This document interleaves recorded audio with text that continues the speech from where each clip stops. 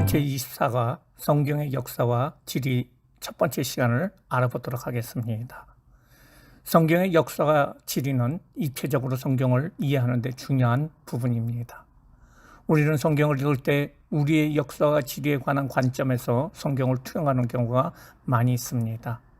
하지만 성경 역사는 우리의 역사나 지리적인 측면과 꼭 일치하는 것은 아닙니다. 예를 들어서 성경에서는 이른비와 늦은비라는 단어가 나옵니다. 우리는 우리나라의 기후를 기준으로 해서 이른비는 봄비, 늦은비는 늦가을비라고 생각을 합니다. 하지만 이스라엘 나라는 우리나라와 정반대로 우기가 겨울이고 건기가 여름입니다.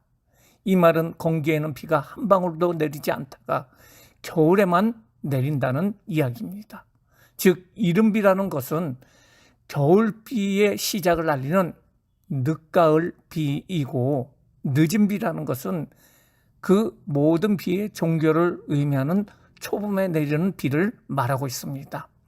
이 이른비와 늦은비는 이스라엘 곡식의 추수에 지대한 영향을 미치고 있는 아주 축복된 비라고 할 수 있는데 이런 비를 적당히 주시는 것이 성경이 말하고 있는 것입니다. 이제 우리는 성경의 역사 지를 공부함을 통해서 성경을 더욱더 이해하는 데 도움이 될 수 있으리라고 생각을 합니다. 먼저 오늘 1편에서는 창세기서부터 가나안 정복까지의 내용을 알아보도록 하겠습니다. 첫 번째, 원 역사와 지리. 첫째로 에덴 동산 시대입니다. 창세기 2장에 따르면 에덴 동산의 위치는 비송강, 기홍강, 유브라테강, 티그리스강이 시작한다고 하고 있습니다. 그런데 이 위치는 지금의 지형과 지리와 완전히 다르기 때문에 알 수는 없는 위치지만은 현재 유브라테스강과 티그리스강 위치 부근이라고 한다면은 지도상에 나타난 이곳이라고 추정할 수 있습니다. 둘째로 가인 이후 세상에 가인이 정착한 곳이 바로 놋 땅이라고 하고 있는데요. 놋 땅의 위치에 대해서 말해주고 있습니다. 셋째로 노아 홍수 시대와 관련해서 수많은 고고학 지리적으로 지구에 큰 홍수가 있다는 것을 증명하고 있습니다. 노아의 홍수가 머물렀던 아라랏산은 터키의 동쪽에 위치하고 있습니다. 넷째로 홍수 이후에 노아의 아들인 셈과 함과 야벳에 대해서 우리는 흔히 말하기를 셈은 황인종인 셈족, 함은 흑인종인 함족, 야벳은 백인종을 말한다고 합니다. 그들의 후손들이 거주했던 위치는 지도에 나와 있습니다.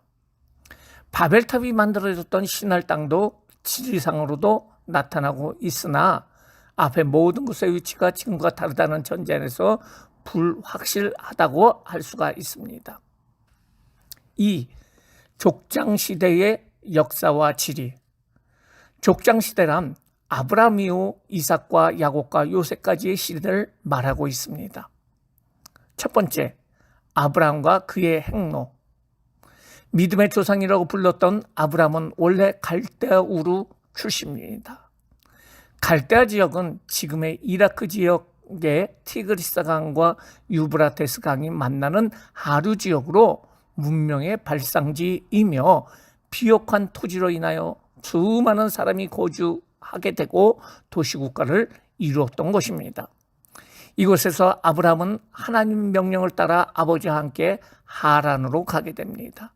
하란은 주요 통상 지역으로서 아브라함의 형제인 일찍 죽은 그 형이라고 추정할 수가 있는데요. 하란의 이름을 따서 지은 곳이라고 할 수가 있습니다. 아브라함은 아버지 데라가 죽은 후에 하나님의 지시를 받아 가나안 땅으로 이주하게 됩니다. 아브라함 후손을 통해서 큰 민족을 만들어 주시겠다는 하나님의 약속을 받게 되고 가나안 땅 세겜에 가서 첫 제사를 드리게 됩니다. 아브라함의 가족의 매장지는 헤브론이고 그곳의 지역 주민에게서 산 막벨라 굴의 땅에 그들의 후손들이 장세되고 있다고 성경은 말하고 있습니다. 두 번째로 이삭의 여정입니다. 이삭의 여정 중에 이삭이 어렸을 적에 아브라함에 의해서 이끌려서 제물이 되려고 하기 위해서 간 땅이 바로 모리아 산이라고 합니다. 모리아 산은 지금의 이스라엘의 수도인 예루살렘에 위치하고 있고, 정확한 위치는 역대하 3장 1절에 보면은 솔로몬이 성전을 건축한 그 장소이고, 지금은 이슬람 황금 돔 건물이 있는 곳입니다. 이삭이 가는 곳마다 우물을 파게 되고 농사를 지어 100배의 수익을 얻어 거부가 됩니다. 이 이삭이 우물을 팠던 곳은 바로 그랄입니다. 세 번째, 야곱은 형의 장자권을 빼앗고 도망하여 하란으로 가게 됩니다. 그가 가면서 루스라는 곳에 머물러 돌베개를 베고 잠을 자다가 하나님의 보호하신다는 그 환상을 꿈을 보게 되는데, 그것을 베델이라고 합니다. 베델이라는 말은 하나님의 집이라는 말이고, 베델 도시는 중요한 이스라엘의 도시로 현재도 남아 있습니다. 그리고 그곳에서 20년 동안 있으면서 두 아내를 얻게 되고, 그가 돌아오는 과정 중에 형과 충돌이 일어날 직전에 하나님과 기도했던 것이 바로 요단강의 줄기였던 야복강이고, 그 야복강에서 세금을 거쳐서 베델로 오게 되고 원래 고향인 부엘세바로 돌아와서 정착하게 됩니다. 그 다음은 바로 요셉입니다. 요셉은 야곱의 11번째 아들로서 그는 애굽의 총리가 되고, 가나안 땅의 큰 가뭄으로 야곱과 그 가족들 총 70명의 가족이 이주하게 하는 그 역할을 해주는 것이 바로 요셉입니다. 그리고 그들이 거주했던 땅을 애굽의 고센 땅이라고 하고 있습니다. 그곳에서 이스라엘 족속은 큰 민족으로 성장하게 되고 목축을 중심으로 살아가게 됩니다. 3. 출애굽 시대와 역사와 지리. 야곱의 가족들은 고센 땅에서 3, 4대 이후에 430년 만에 장정만 60만 명이 되는 아주 큰 민족으로 성장하게 됩니다. 이 이유는 아브라함에게 약속한 큰 민족을 만들어 주시겠다는 하나님의 약속의 실현이라고 할 수가 있어요. 사실 땅은 아브라함 시대 때 아브라함에게 하나님께서 이미 가나안 땅을 주시기로 약속을 해주셨습니다. 그러기에 큰 민족이 된 이스라엘 백성들이 하나님이 찍어주신 땅인 가나안으로 가는 여정이 바로 출애굽 여정입니다. 출애굽이라는 것은 애굽을 나가는 여정이라고 할 수가 있습니다. 이 여정을 위해서는 노예로 변질된 이스라엘 백성들에 대한 하나님의 직접적인 간섭이 있게 되는데요. 지도자로 모세를 세우시고 하나님께서 애굽 땅에 10재앙을 통해서 출애굽을 할 수 있도록 만들어 주십니다. 그리고 10재앙의 마지막 재앙인 모든 동물과 사람의 장자가 죽는 그 재앙을 그 이스라엘 사람들에게는 지나가게 했다, 넘어가게 했다, 유월하겠다 해서 절기가 생기는데 그것이 바로 유월절입니다. 출애굽 여정은 결코 쉬운 것이 아니었습니다. 왜냐하면 애굽을 벗어난 지역은 광야 지역이기 때문에 그렇습니다. 출애굽의 여정에 대해서 우리가 알아보도록 하겠습니다. 첫 번째, 고센입니다. 고센은 야곱의 가족들이 거주했던 곳으로 목축업의 적당한 땅이고 여러 가지 재앙이 애굽에 내릴 때에 이스라엘 민족은 보호함을 받았던 것입니다. 두 번째, 비돔입니다. 이스라엘 민족이 강제 노동에 의해서 건축한 곡식을 위한 창고의 성읍입니다. 성경에서는 국고성이라고 부르고 있습니다. 세 번째, 람셋입니다. 고센은 넓은 지역을 이야기하고 있고요. 람셋은 한 구역으로 볼 수가 있는데요. 이것이 바로 출애굽의 출발점이 람셋이라고 할 수가 있습니다. 드디어 출발을 해서 그들이 처음에 진쳤던 것이 바로 숫곳이라고 할 수가 있습니다. 출애굽기 12장 37절에 나오는 것처럼 이스라엘 민족이 출애굽하여 처음으로 진을 쳐게 됩니다. 그 다음에 나오는 땅이 에담입니다. 하나님께서는 낮에는 구름 기둥과 밤에는 불 기둥으로 이스라엘 민족을 인도하고 보호하기 시작한 곳이 바로 에담입니다. 하나님께서는 40년 동안을 이 구름 기둥과 불 기둥으로 이스라엘 백성들을 인도하십니다. 비하히룻입니다. 비하히룻. 이스라엘 민족이 홍해를 건너기 전에 진쳤던 곳입니다.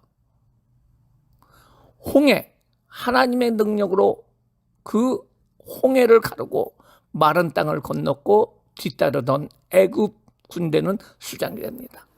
사실 홍해는 아주 넓습니다.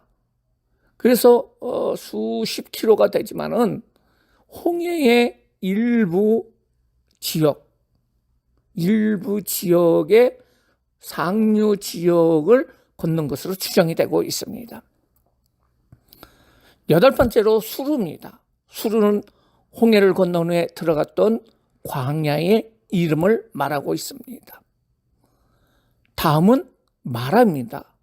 홍해를 건넌 후 그리고 수르 광야에 들어가서 3일 길을 갔을 적에 첫 번째로 정착했던 곳이 바로 마라라고 할 수가 있는데요. 마라 지역은 오아시스, 물이 있었던 지역인데 그 물이 쓴물이었다는 것입니다. 여기서 쓴물이라는 것은 소금물이었습니다. 하나님께서는 쓴물을 변하여 단물로 되게 해서 이스라엘 백성들이 마시게 합니다. 열 번째로 엘림입니다. 엘림은 마라의 옆에 있는 지역인데요. 그 마라의 지역이 물이 풍부하지 못했기 때문에 이스라엘 백성들이 다 흡족하게 물을 마실 수 없었지만은 엘림으로 인도해 주셔서 물샘 12이 있고 종려나무 70주가 있었던 커다란 오아시스를 통해서 이스라엘 백성들이 물에 대한 그 어려움을 극복했던 지역이 바로 엘림이라고 할 수가 있습니다. 그리고 엘림에서 더 나가게 되면 르비딤이라는 곳이 있습니다. 이스라엘 민족이 물이 없어 원망을 하자 모세가 지팡이로 반석을 쳐서 물을 솟아나게 한 곳이고 이곳에서 처음으로 아멜렉이라는 그 족속들이 쳐들어오기 때문에 그들과 만나서 싸움을 하게 되는데요. 모세는 산꼭대기에서 올라가서 손을 들고 있으면 이스라엘이 이기고 손을 내리면 아멜렉이 이기는 결과가 일어나게 됩니다. 이때 아론과 훌이 해가 지도록 모세의 좌우편 손을 들어주므로 압도적인 승리를 거두게 되었던 장소가 르비딤이라고 할 수가 있습니다. 이후에 이스라엘 백성들은 시내산으로 들어가게 됩니다. 그 시내산에서 이스라엘 백성들은 거의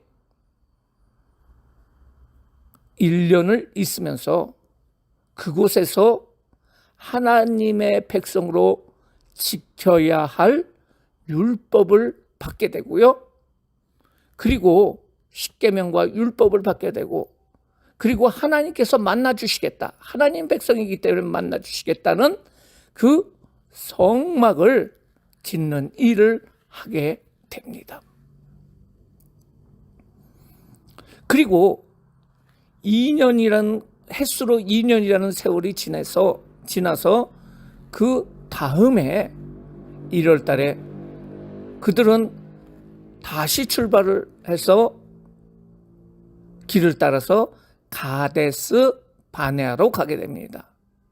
가데스 바네아는 노베 중심지로 가나안으로 가는 입구였습니다.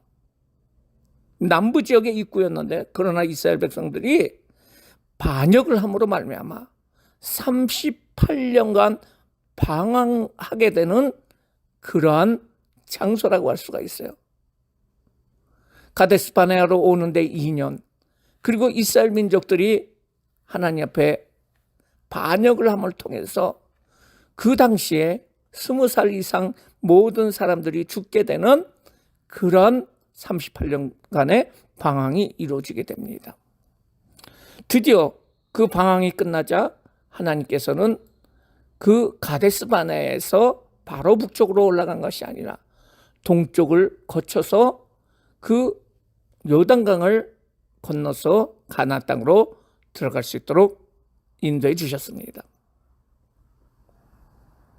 우리가 또 알아봐야 될 것은 출애굽 당시의 이웃나라에 대해서 알아보도록 하겠는데요. 에돔입니다. 에돔은 에서의 후손들이 거주한 곳이로 그 이스라엘 백성들이 출애굽하여 그곳을 통과하고자 했을 적에 방해를 하며 그것을 통과하지 못하도록 하여서 우회하여 이스라엘 백성들이 갔던 곳, 그것이 바로 에돔이라고 할 수가 있어요.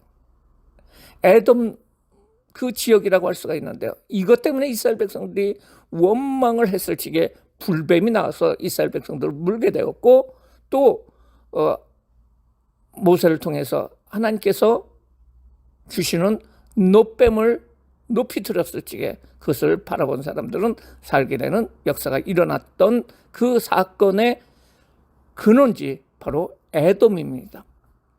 그 다음에 바로 위에가 모압이라고 할 수가 있습니다. 모압은 아브라함의 조카인 롯이 큰딸과 동침하여 낳은 아들의 이름인데요. 그들의 후손들이 바로 모압이라고 할 수가 있어요. 롯이 모압령이라는 것을 우리가 알 수가 있습니다. 다음은 암몬입니다. 롯이 작은 딸과 동침하여 낳은 아들을 벤암미라고 했는데 바로 암몬의 조상이고, 이들도 그 이스라엘 백성들을 많이 괴롭히는 모습을 볼 수가 있습니다.